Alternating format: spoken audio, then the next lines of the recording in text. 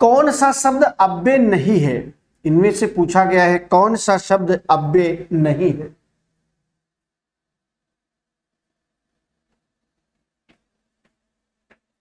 सुप्रभात भैया, सभी लोगों को बहुत बहुत धन्यवाद। कौन सा शब्द अव्यय नहीं है? अव्यय का मतलब होता है आधन व्यय, आ का मतलब होता है नहीं, और वे का मतलब होता है मूल रूप में परिवर्तन। यानी जिस शब्द के मूल रूप में परिवर्तन करना संभव ना हो उसे अव्यय कहते हैं। जैसे आज, कल, इधर, किसी। देखिए अगर आप देखेंगे अव्यय के वैसे 4 भेद माने गए हैं। तो सबसे पहला भेद होता है क्रिया विशेषण। क्या होता है? क्रिया विशेषण होता है। क्रिया विशेषण वह अव्यय होता है जो क्रिया की विशेषता को बता रहा है। तो हालांकि एक चीज ध्यान ये रखना है, जैसे मैं आज आऊंगा, वह कल जाएगा, तुम इधर बैठो, यहां पर तीनों क्रिया की विशेषता बता रहे हैं, इसलिए अव्यय है। किसे शब्द जो है यह अव्यय नहीं होगा। चलो, किसे शब्द अव्यय नहीं होगा। उम्मीद है कि आप सभी लोग इसका आंसर बता पाए होंगे। ठीक है, चलिए अभी आपका आंसर तो नहीं मिल पाया है। चलिए नेक्स्ट क्वेश्चन पर हम लोग चलते हैं। रीतिवाचक क्रिया विशेषण अव्यय क्या होता है? रीतिवाचक क्रिया विशेषण अव्यय क्या होता है? बोलो। क्रिया विशेषण जो होता है वो 4 प्रकार का होता है। कौन कौन सा होता है? स्थानवाचक, कालवाचक, रीतिवाचक, और यहां पर होता है परिमाणवाचक। ठीक, परिमाण में होता है थोड़ा, बहुत। रीत में क्या होता है?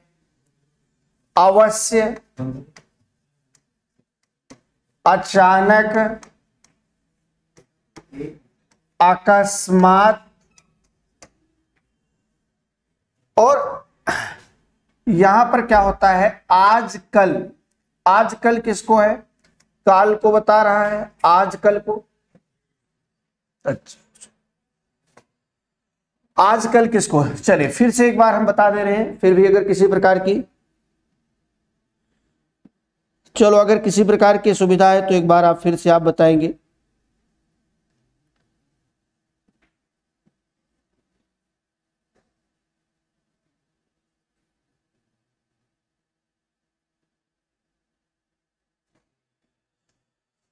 तो यहां पर जैसे होता क्या है, तो स्थानवाचक में क्या होता है? इधर, उधर, यहां, वहां, बाहर, भीतर, ऐसे शब्द होते हैं। तो एक चीज आपने देखा कि यहां पर अत्यंत मतलब होता है। तो यहां पर आपने देखा कि बाहर भीतर क्या हो जाएगा? स्थानवाचक। अत्यंत हो जाएगा परिमाणवाचक में। आजकल क्या हो जाएगा? आजकल जो होता है कालवाचक। क्या होता है? आजकल। तो हालांकि यहाँ कदाचित जो होता है वह कदाचित शब्द जो होता है रीतिवाचक क्रिया विशेषण होता है। इसकी हम पहचान कैसे करते हैं? वाक्य में क्रिया से कहां लगाकर आप प्रश्न करोगे। जैसे कहा जाए कि तुम उधर बैठो, कहां बैठो? उधर बैठो। कालवाचक में क्या होता है? कब। वह आता है, वह आज आता है, कल आता है, परसों आता है, नित्य आता है। तो अगर आप पूछेंगे कब आता है तो आप कहेंगे नित्य आता है। रीति मतलब होता है कार्य करने की एक परंपरा, जैसे अचानक, अवश्य, अकस्मात। तो यहां पर हम कैसे वह आता है, कैसे आता है, कब जाता है। तो परिमाण में होता है कितना, कितना। तो हालांकि यहाँ कदाचित शब्द जो लिखा है यही रीतिवाचक क्रिया विशेषण के अंतर्गत जाना जाता है। निम्नलिखित में से लोकोक्ति कौन सी है? लोकोक्ति। लोकोक्ति का मतलब होता है लोक में जो उक्ति हो, अर्थात लोक के द्वारा ये चरितार्थ की गई हो, वह लोकोक्ति कहलाती है। जैसे आसमान पर थूकना, उल्टा चोर कोतवाल को डांटे, गूलर का फूल होना, कोढ़ में खाज होना। इसे गूलर का फूल होना का मतलब होता है बहुत दुर्लभ वस्तु के रूप में। चलिए देख लेते हैं आप लोग क्या उत्तर दे रहे हैं भैया। बिल्कुल उत्तर देने का प्रयास करिए। जैसे आसमान पर थूकना का अर्थ होता है महापुरुष का अपमान करना। किसका? महापुरुष का अपमान करना। यानी जब हम किसी महान व्यक्ति का अपमान करते हैं तो उसे आसमान पर थूकने की बात की जाती है। ठीक है, जबकि बिल्कुल उम्मीद करता हूं कि आप बिल्कुल बता पाएंगे। क्या है? उल्टा चोर कोतवाल को डांटे। गूलर का फूल होना, बिल्कुल उम्मीद है कि बिल्कुल आप बता पा रहे हैं। गूलर का फूल होना मतलब कभी कभी दिखाई देना, कभी कभी दिखाई देना। कोढ़ में खाज होना यानी दुख में दुख होना, दुख में दुख होना। तो हालांकि लोकोक्त यहां पर आपकी क्या होगी, उम्मीद है कि बिल्कुल बता पाएंगे। तो हालांकि ये क्या हो, उल्टा चोर कोतवाल को डांटे, यानी गलती भी आप ही करें और सामने वाले को आप बेवकूफ भी बनाएं, तो ये क्या होता है, लोकोक्ति। मुहावरा और लोकोक्ति दो चीजें होती हैं। तो मुहावरा क्या होता है, ये क्या होता है, एक दूसरे के भाव को यहां प्रकट करता है। जैसे कहा गया कि आसमान पर थूकना अर्थात महापुरुष का अपमान करना।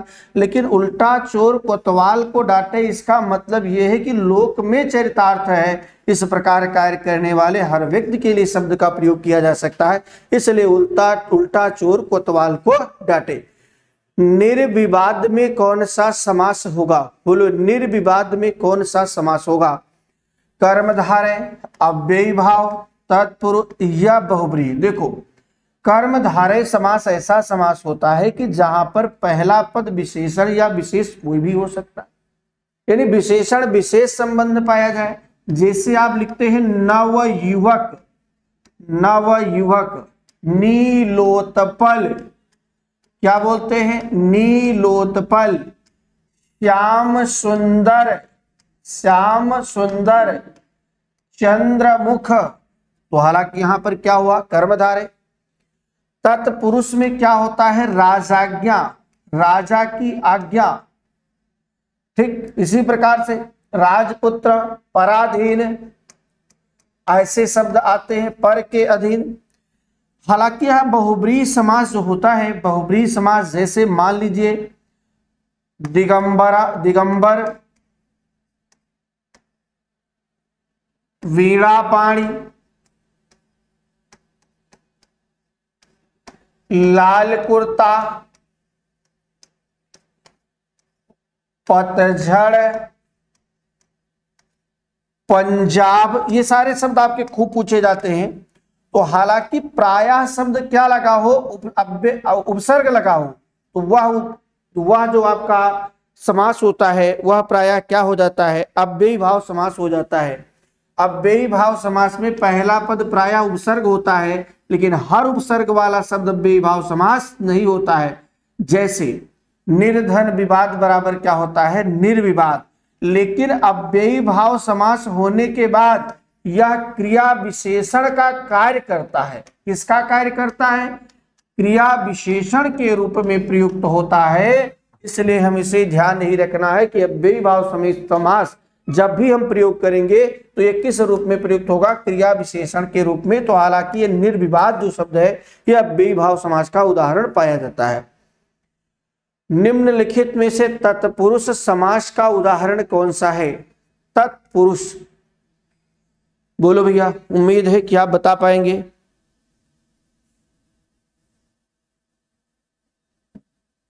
चलो देखते हैं क्या उत्तर मिल रहा है आप लोगों का।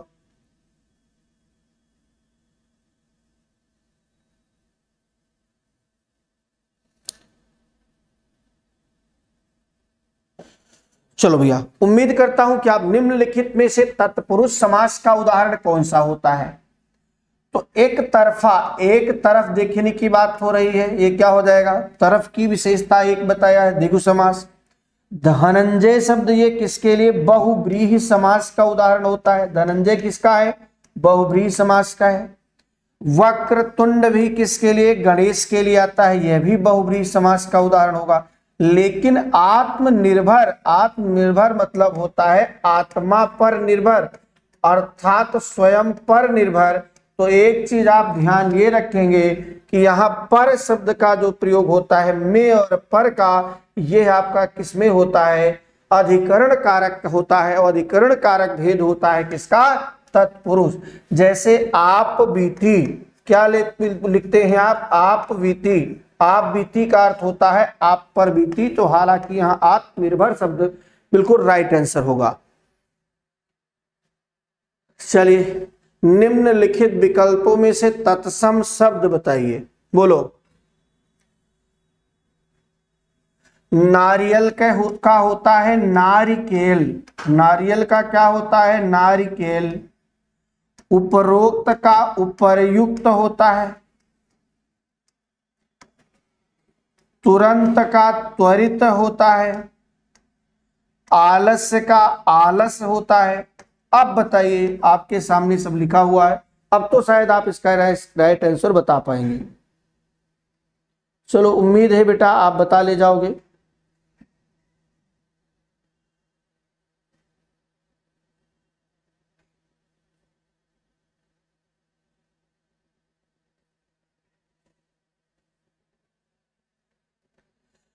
तो यहां पर एक चीज, नारिकेल तत्सम है, उपर्युक्त तत्सम है, त्वरित तत्सम है, आलस जो है ये तद्भव शब्द है, और इसमें पूछा गया है तत्सम शब्द, तो आलस्य क्या है, ये तत्सम है। बाकी ये तीनों शब्द क्या हो जाएंगे, तद्भव के रूप में जाने जाएंगे। तो हालांकि आलस शब्द जो है यही आपका राइट आंसर होगा। चलो, जो किसी बात या उक्ति को तुरंत सोच लेता है उसके लिए एक शब्द क्या होता है, प्रतिभाशाली, कुशाग्र बुद्धि, प्रत्युत्पन्नमति और बुद्धिमान। क्या बताओगे भैया?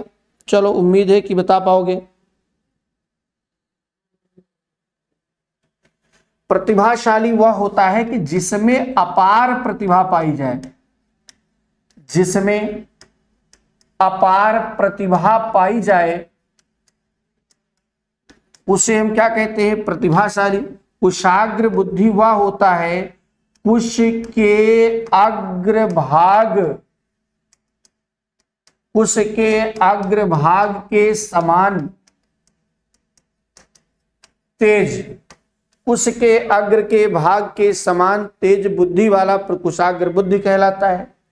जबकि बुद्धिमान जो होता है, जिसके पास बहुत बुद्धि होती है, जिसके पास बहुत बुद्धि होती है वह बुद्धिमान कहलाता है। लेकिन जो किसी बात को तुरंत सोच लेता है प्रत्युत्पन्न मत के नाम से कहलाता है। क्या? प्रत्युत्पन्न मत के नाम से जाना जाता है। ठीक है, चलो अगले प्रश्न, निम्नलिखित में से किस शब्द का निर्माण उपसर्ग से नहीं हुआ है? बोलो बेटा, किस शब्द का निर्माण उपसर्ग से नहीं हुआ है? चलो बताइए।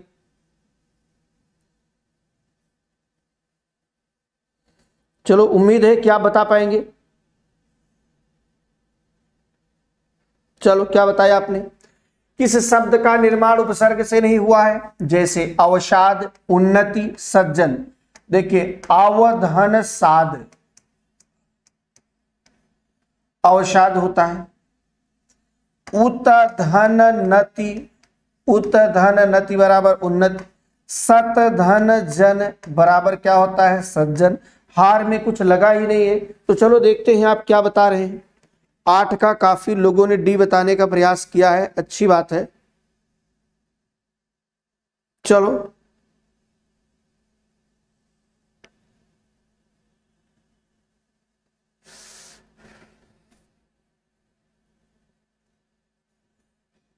तो अगर यहां पर आपसे बात किया जाए तो हालांकि यहां पर आपको बिल्कुल पता है प्र शब्द में नहीं लगा है, सतोपसर्ग है, उत लगा है, अव लगा है, इसलिए इसी में नहीं होगा। चलिए हम नेक्स्ट क्वेश्चन पर चलते हैं। निम्नलिखित में से प्रत्यय युक्त शब्द नहीं है, कौन सा? देखिए, बोल धन ई, क्या लिखते हैं? बोल धन ई बराबर क्या बनता है? बोली। तेल धन ई बराबर क्या हो जाता है? तेली। माल धन ई बराबर क्या हो जाता है? माली। ठीक, माली हो जाता है। भाष धातु में आ प्रत्यय लगा देने से शब्द हमारा क्या बन जाता है? भाषा हो जाता है। पिपास में आ लगा दो तो यह क्या हो जाता है, पिपासा हो जाता है। अंकुधन रा नहीं होता है बल्कि अंकुर होता है, तो कौन सा शब्द प्रत्यय नहीं लगा है? उम्मीद है कि बिल्कुल आप बता पाए होंगे। ठीक, तो यहां पर काफी लोगों ने बताया है डी आंसर। क्या बताया? डी। चलो एक बार आपका कमेंट में देख ले रहा हूं क्या बता रहे हैं आप लोग। चलो क्या बताया? चलो बिल्कुल मैं बगल हो गया, बिल्कुल अच्छा। चलो ठीक है, आपको फिर से मैं देखो, बोल में क्या लगा है? बड़ी लगा है, बोली लगा है। तेल में बड़ी लगा, तेली होता है। माल में बड़ी मतलब माली हो जाता है।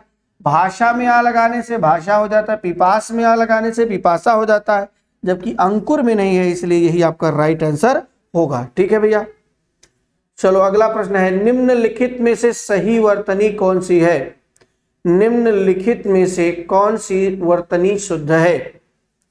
चलो देखते हैं क्या बता रहे हैं आप। तो हालांकि एक चीज ध्यान रखना है, ये आपका बिल्कुल राइट आंसर हो जाएगा। यहां आपको बिल्कुल ध्यान रखना है। कुछ और शब्द हम लिख देते हैं जो आपके एग्जाम में आते हैं, हमेशा पूछे जाते हैं।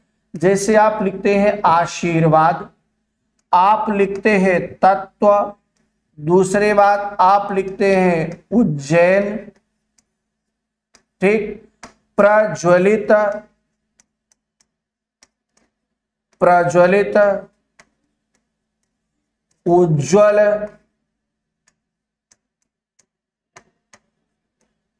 उद्विग्न, ये सारे शब्द आपके क्या होते हैं?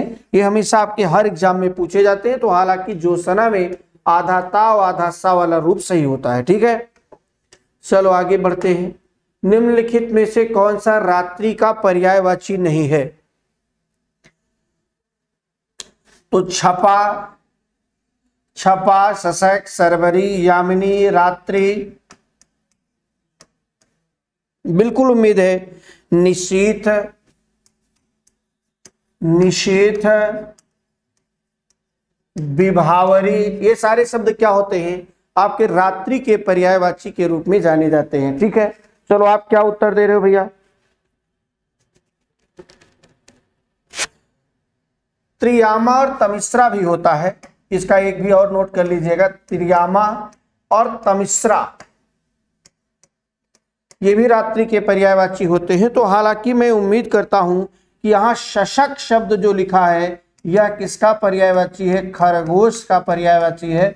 बाकी सब किसके पर्यायवाची? रात्रि के पर्यायवाची के रूप में जाने जाते हैं। तो चलो हम देखते हैं आप लोगों का क्या आंसर मिला। बिल्कुल भैया, खरगोश। बहुत बहुत धन्यवाद। शशक, इंदु प्रभा जी ने बहुत सही आंसर दिया है। रोहित सिंह ने भी सही बताया है। चलिए बहुत अच्छी बात है।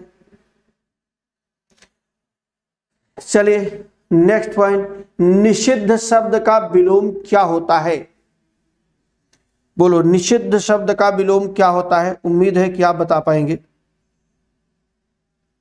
चलो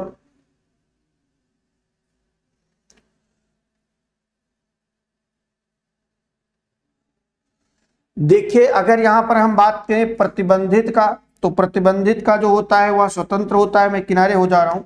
प्रतिबंधित का क्या होता है? स्वतंत्र होता है। जबकि उपयोगी का क्या होता है? अनुपयोगी होता है। संदिग्ध, असंदिग्ध। तो निषिद्ध का जो विलोम होता है वह विहित होता है। चलो कौन कौन आप दे रहे हैं?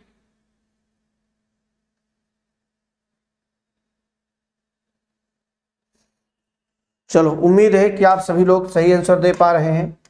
निम्नलिखित शब्दों में से अग्नि का पर्यायवाची है? बोलो, निम्न में से कौन सा अग्नि का पर्यायवाची है?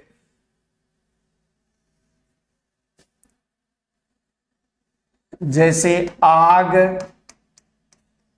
दव, हुताशन, आग, दव, हुताशन, ज्वाला, वायु सखा, वायु सखा,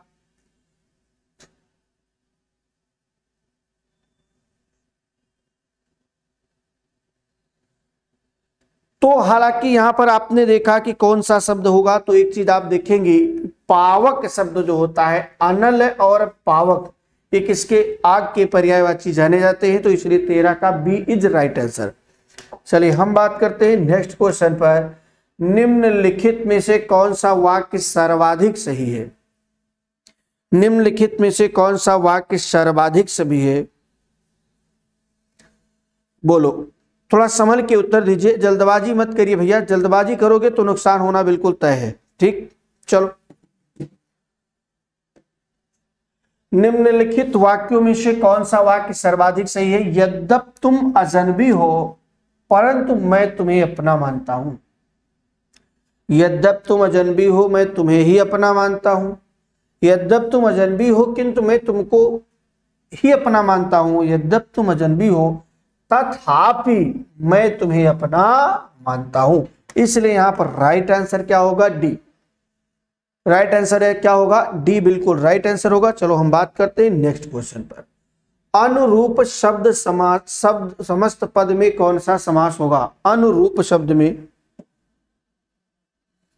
अच्छा ब्लैक कलर, रेड तो मैं यूज कर रहा हूं भैया। अच्छा रेड से नहीं समझ में आता है, चलो ब्लैक देखते हैं। अच्छा आप ब्लैक से तो दिख रहा, हाँ ठीक है ठीक है, हाँ अच्छा चलो, हाँ अच्छी बात है, आपने सही बताया। चलिए कोई बात नहीं, चलो ठीक है, बदल देते हैं। अनुरूप देखिए, तत्पुरुष, कर्मधारय, अव्ययी भाव या बहुब्रीहि। तो हालांकि यहां पर जो होता है अनुरूप, अनुकूल, आजन्म, प्रतिदिन, यथासंभव, यथा विधि, यानी जिस शब्द में प्रायः उपसर्ग लगा होता है, उपसर्ग लगे हुए शब्द प्रायः क्या हो जाते हैं? अव्ययी भाव समास के उदाहरण होते हैं। अनुरूप, रूप के अनुसार, अर्थात यहां पर राइट आंसर क्या हो जाएगा? अव्ययी भाव इज राइट आंसर। क्या बताया भैया? चलिए ठीक भैया, हाँ जो आप कहेंगे बिल्कुल आप बताएंगे, तो हम आपकी बात को देखते जरूर है। चलो हम नेक्स्ट क्वेश्चन पर चलते हैं। कौन सा भ्रमर का पर्यायवाची नहीं है? बोलो। मधुप, षटपद, मधुकर, अली, भंवरा, भ्रमर, ये सारे शब्द किसके? भंवरे के पर्यायवाची होते हैं। जबकि प्रभाकर शब्द जो है यह पर्यायवाची नहीं है। लेकिन एक बार आप जरूर बताइए किसका है? बोलो भैया, बिल्कुल प्रभाकर ये किसका पर्यायवाची है? बिल्कुल भैया बताने का प्रयास करिए।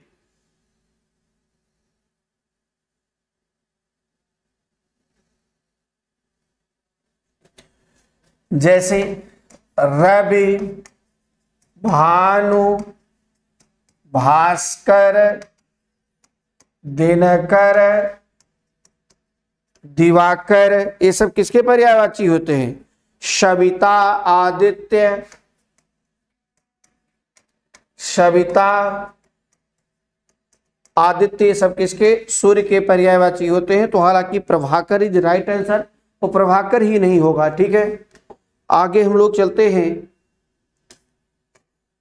ऋजुता का सही विलोम क्या होता है?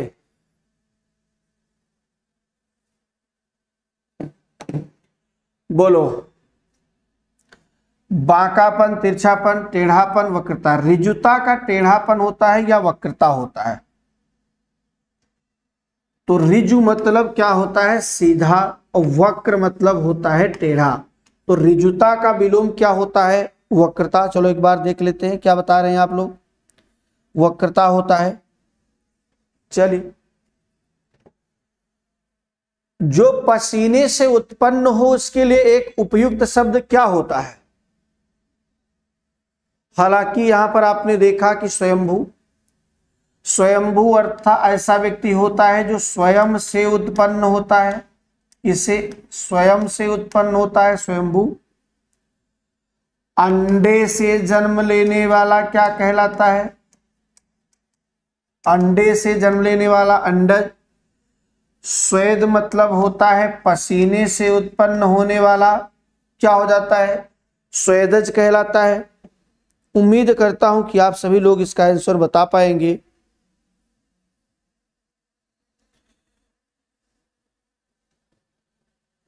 जरायु होता है जो गर्भाशय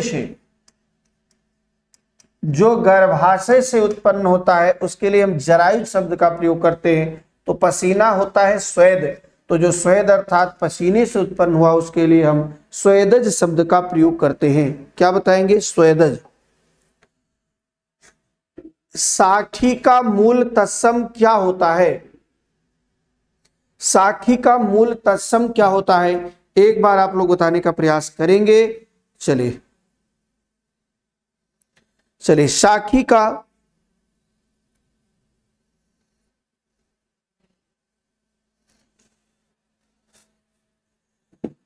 तो हालांकि साखी का मूल तत्सम शब्द क्या होगा, शिक्षा, साक्षी, सखी, इनमें से कोई नहीं। तो साक्षी जो होता है साखी का होता है, साक्षी का साखी होता है। बिल्कुल राइट आंसर। अब क्या बता रहे हैं, साक्षी इज राइट आंसर। चलो आगे चलते हैं। जनतंत्र शब्द निम्नांकित में से किस समास प्रकार का है, बोलो। जनतंत्र में कौन सा समास होगा, संप्रदान तत्पुरुष, कर्म तत्पुरुष, संबंध तत्पुरुष, करण तत्पुरुष। संप्रदान में होता है को या के लिए,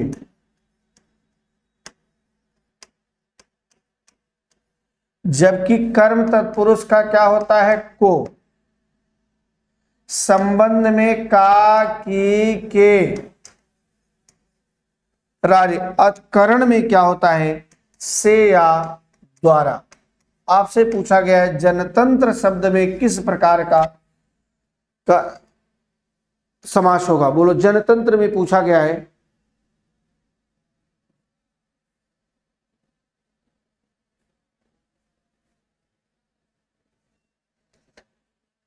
तो यहां पर ध्यान देखेंगे, जन का तंत्र, जन का तंत्र अर्थात जन अर्थात लोगों का तंत्र, इसलिए जनतंत्र कहलाएगा। और जनतंत्र में क्या होता है, संबंध तत्पुरुष होता है।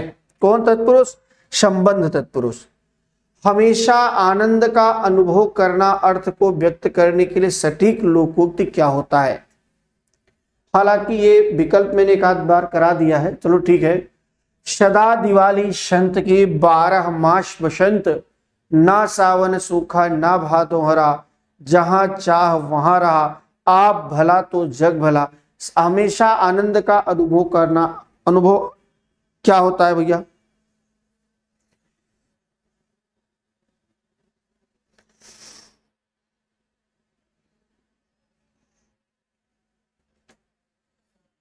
चलो यहां पर हमेशा आनंद का अनुभव करना का अर्थ क्या होता है, तो इसी को आपको बताना है। ना सावन सूखा ना भादो हरा, सदैव एक सा बना रहना, सदैव एक सा बना रहना, सदैव एक सा बना रहना। जहां चाह वहां राह, जहां चाह वहां राह। तो जहां पर क्या है, दृढ़ इच्छा जहां होती है, दृढ़ इच्छा होने पर कार्य पूर्ण होता है। आप भला तो जग भला, इसका मतलब होता है सभी अपने जैसे दिखाई देना। तो सदा दिवाली संत की, 12 मास बसंत, यानी हमेशा संतों के यहाँ हमेशा दीपावली जैसा त्योहार रहता है। और क्या है, 12 मास बसंत, हमेशा उनके यहाँ बसंत जैसा मौसम बना रहता है, क्योंकि उन्हें संत को किसी भी चीज के लिए सोचने की जरूरत नहीं होती है क्या है या नहीं है। चलिए, उम्मीद करता हूं कि आप बिल्कुल बता पाएंगे। तो हालांकि यहां पर सदा दिवाली संत की, 12 मास बसंत, कौन सा शब्द हरिण का स्त्रीलिंग रूप होगा, कौन सा शब्द हरिण का स्त्रीलिंग होगा, बोलो भैया, बोलिए भैया बिल्कुल।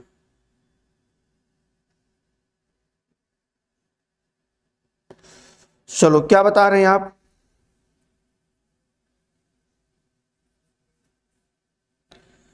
तो हरिण शब्द का जो होता है वह हरिणी होता है, हरिण शब्द का स्त्रीलिंग हरिणी होता है, तो इसलिए 22 का बिल्कुल राइट आंसर होगा। हमें सफलता मिलने तक प्रयास करना चाहिए, हमें सफलता मिलने तक प्रयास करना चाहिए।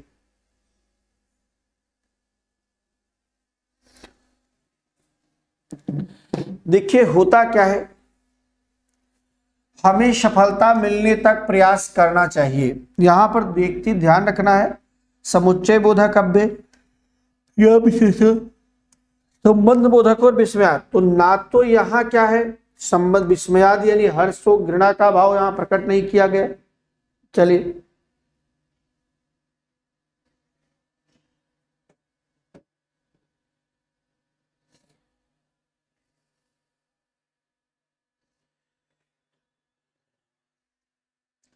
तो एक चीज है हमें सफलता मिलने तक प्रयास करना चाहिए, तो एक चीज ना तो यहां समुच्चय की बात नहीं आ रही है, क्रिया की विशेषता भी नहीं बता रहा, जबकि क्या संबंध बोधक अव्यय है। जैसे तक, इस कुछ शब्द यहां पर हमेशा आते हैं,